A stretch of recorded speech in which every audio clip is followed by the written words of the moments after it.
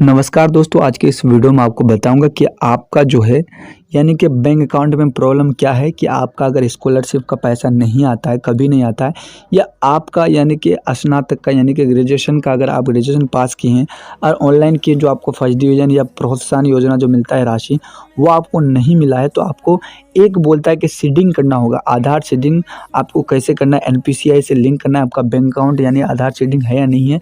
जो आधार सीडिंग क्या है मैं आपको बता दें कि बैंक अकाउंट और आधार से दोनों को लिंक करना है। एक तो होता है मोबाइल नंबर को लिंक करना, और दूसरा होता है कि आपको बैंक अकाउंट को भी आधार कार्ड से अब लिंक करना होगा, तभी आपको हो ये करना होगा, यानी कि सीडिंग, उसी को आधार सीडिंग बोला जाता है।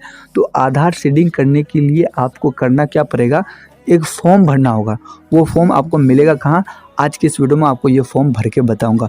तो ये फॉर्म आपको अपने मेरे डिस्क्रिप्शन में मिल जाएगा, उसमें आप जाइएगा, इसको डाउनलोड कर लीजिएगा, या आप जो आपका ब्रांच है जहां आपका बैंक है उस ब्रांच में जाइएगा। ब्रांच में जाके आपको इस एप्लीकेशन को ले लेना है, यानी कि इस फॉर्म को ले लेना है। 2 से 4 रुपये आपसे चार्ज करेगा, उसको ले लेना है।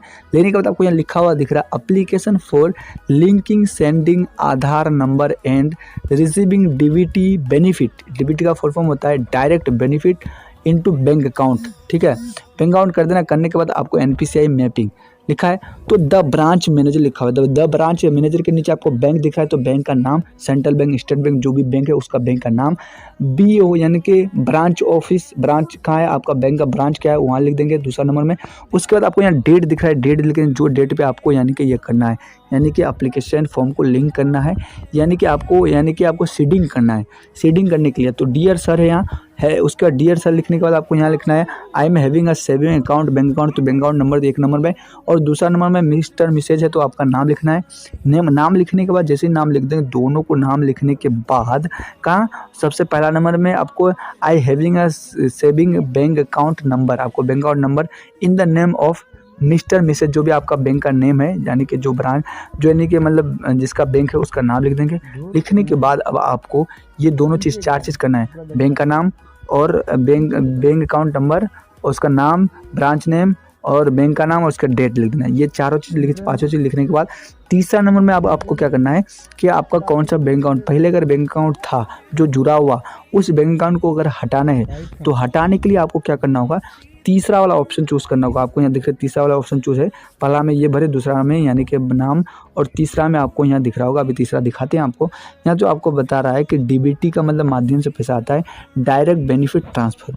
तो देखिए option for receiving direct benefit transfer है ना, डायरेक्ट बेनिफिट ट्रांसफ़र डीबीटी का फुल फॉर्म। तो I wish to send my account number, तो आपको अकाउंट नंबर लिख देना। लिखने के बाद जैसे अकाउंट नंबर लिखेंगे, अकाउंट नंबर लिखने के बाद आपको नीचे सबसे नीचे आना है, इसके मतलब आपको अभी दिखा रहे हैं हम सिग्नेचर, थंबनेल, और उसके बाद डाल देना। डालने के बाद आपको सबसे नीचे आना है। आने के बाद आपको फॉर्म का नंबर दिख रहा है यहाँ, और रेफरेंस नंबर यहाँ दिख रहा है। तो आपको यहाँ सिग्नेचर थंब और इंस्पिरेशन ऑफ कस्टमर, तो आपको यहाँ जो लिख रहा है, यहाँ दिख रहा है वहाँ कस्टमर का यानी कि जो आपका जो जिसका बैंक है उसका बैंक का यानी कि सिग्नेचर और ये थंब दे देंगे। थंब देने के बाद आपको इसको जमा कर देना है। तो इस तरह का फॉर्म भरना है। तो वीडियो कैसा लगा, वीडियो अच्छा लगे तो लाइक कीजिएगा।